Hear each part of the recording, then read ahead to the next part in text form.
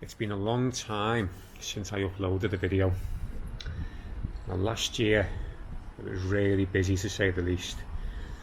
And part of the year, or should I say nearly half of the year, we had building work going on. So half of the garden was a building site, including round the side here. Now, if you watch my videos, you might remember that I had a nice shrub border here, but I've decided to pull all that up and then produce a little seating area in the corner, because we don't have many parts of the garden where we can sit in the sun for long. Quite a lot is in partial shade. Also, I've replaced the patio, and I chose this Indian stone because it does tend to go with this old Victorian wall. Also, you'll notice that I've actually put these luxury screens up against this part wall, part fence, and I found that these are great if you want to cover up an area or something that doesn't look that great. One remaining shrub I've left in place is the hibiscus. I love this in August when it flowers, and that's one plant I just could not pull up. Round the side, not much has changed really. Still got the apple tree, and I've still got my palm trees. Nothing new or exciting, but it still looks good even in the winter. Now, if you look down the garden and see all these different palms, you can see the importance in having architectural shrubs in the garden. If I took those palms away, this would look really, really ordinary. Now, I've featured this Euonymus Emerald Gaiety before, a couple of years ago. Now, what happened with this was, because this was basically a building site, I totally neglected the garden around here. And although this is hardy, and you do get it in car parks and industrial planting schemes, it does require maintenance. So what happens with these is, when the branches hit a surface like a wall, they start to creep up the wall, and left to its own devices, it can start to get a bit tatty, a bit untidy. So because I haven't been pruning it back, I've cut it back against the wall, and I've got all these bare stems. So I'm going to have to sort of prune this back into shape again. The wind started picking up. We have had constant rain for months. So I've changed my plans with regards to the garden. In the past, I've used drought tolerant plants, and I've learnt my lesson now. This garden is not for drought tolerant plants. As much as I love them, as much as I like to see them in my garden, like I see them in the Mediterranean, this garden does not like, or is not suited to those type of plants. We have constant rain, and we've got lots of clay soil. They might do in East Anglia, but they definitely don't suit this garden. Now, I've got a few things in the ground that haven't come up yet, and this year I'm going to try and plant a few Himalayan type plants that look exotic but are ultra hardy. I've featured some of these before, like the Roscoas or certain hardy gingers. I'll come back to them later in the year once they're up. But I've tried to keep the garden as evergreen as possible. So, got the likes of the Pittosporum and Tom Thumb, dwarf choices. Now, these are pretty industrial type shrubs, but they're good when you put them together because it's contrast in the winter, with a contrast in the foliage. This barberry here, Adoration, totally bare at the moment. Come spring, come summer, this looks great. A nice red coloured shrub. Now, if you're looking for a gardening video, where you learn how to keep an amazing lawn, this is not the channel for you. As you can see, it's like a football pitch, which I won't be rid of this goal for some time. So, for the meantime, I'll stick to the borders. Now this cordyline here, I think I paid about £3 for this from B&Q, and it was battered last December. We got -8 and I lost quite a lot of the leaves, but it's kept alive and it's quite an impressive specimen now. We've got another trunk.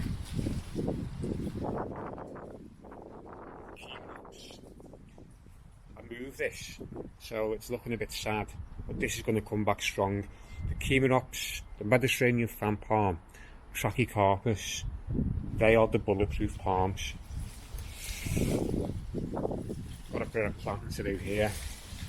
The back here I've got this Salvia hot lips. Looks dead now, but that's going to come back. Now, I'm not sure what I'm going to do in this area, because you might remember I had my pyracantha, or the pyracantha bush that was here when we moved in. It started to become a bit of a pain, because as you know, a pyracantha, it's full of thorns, needs controlling a bit, so I've decided to get rid. So that's Salvia hot lips will do for this year, but I'm going to have to start thinking about what would I like here in its place, something a bit more exotic looking. These Hebes here, another car park shrub, but they're totally underestimated in my mind, because they put up with any weather and a nice silver ground cover. Chimerops here, Mediterranean fan palm, the standard version, untouched by any winter. Take a while before it grows, but even now it looks decent. Looks a good specimen. Now this quince here, this was here when I moved in, and I've mentioned it before, and it was basically just a bush. But these tend to go well if you grow them up against the wall. So that's what I'm going to try to do with this. Now, because I cut this back last year, it hasn't got the same number of flowers, but I've done that to try and make it more of a wall shrub, because what it wants to do, it wants to suck it out, move out of here, and eventually it'll up against the lawn. So I think plant here will be taken over by it.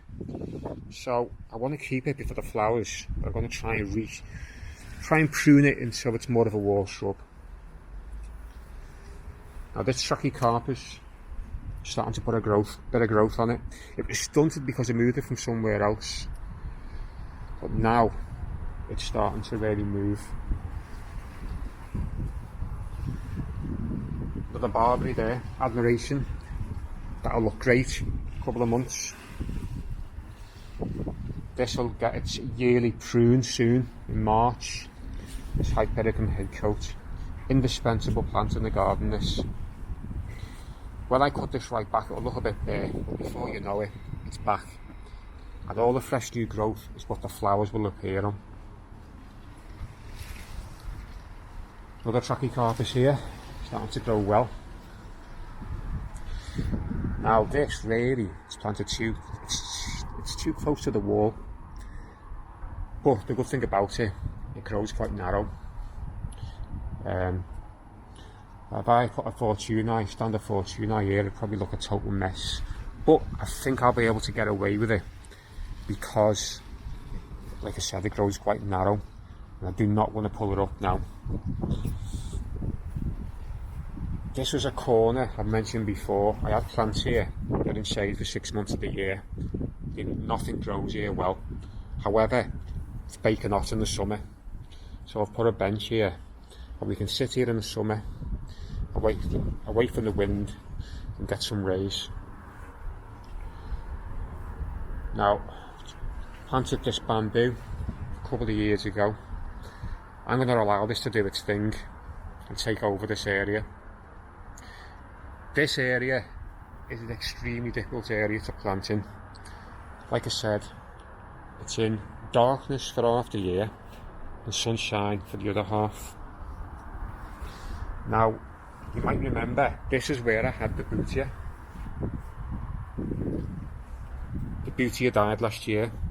While I was away, the garden got hit with -8, and by spring last year, I had so much going on with the garden, neglected it. Come back around about April, May, the whole thing spear pulled. I was absolutely devastated to lose that plant because it's a great plant. But again, this is a plant really that needs well-drained soil and lots of sun in the summer. So you read up, it's hardy to -10. And then you look on YouTube, people's Butias have come through fine. But again, this area is not suited to it. Get constant rain. Damn, it's not great. So, another car park shrub that I think is underrated. I had this in another part of the garden. This Mahonia Charity it's called.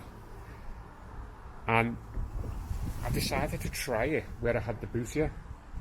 I think it's quite architectural. Yellow flowers in the autumn at the top of these flower spikes. However, I'm cutting at the top because I don't want it to go too tall. I don't like the trunks now. I think they could end up becoming too big. But I think it's quite architectural. And like, dare I say it, you can't replace that Butia. But I think it's a worthy specimen for this area. And here's the thing, this will grow in any condition. Any wet, any cold, any wind, it's fine. And this is why they always use it in industrial areas. So I think it's underrated. Some of you might disagree with me. Again, there's another bamboo there. Now, I'm going to allow this thing to do its thing. I'm going to allow it to spread against the wall. And there'll be a bit of a backdrop for the plants I put in front. Now, underneath the Mahonia here, I've got these cheap Fatsia spiders web plants. Don't look great at the moment, but what I'm going to do with these, when these grow in about April, May, I'm going to keep them short. I'm not going to allow them to get chunky. I'm going to have them more bush-like, and because this is dark in the winter, they stand out. Hopefully they're hardy enough.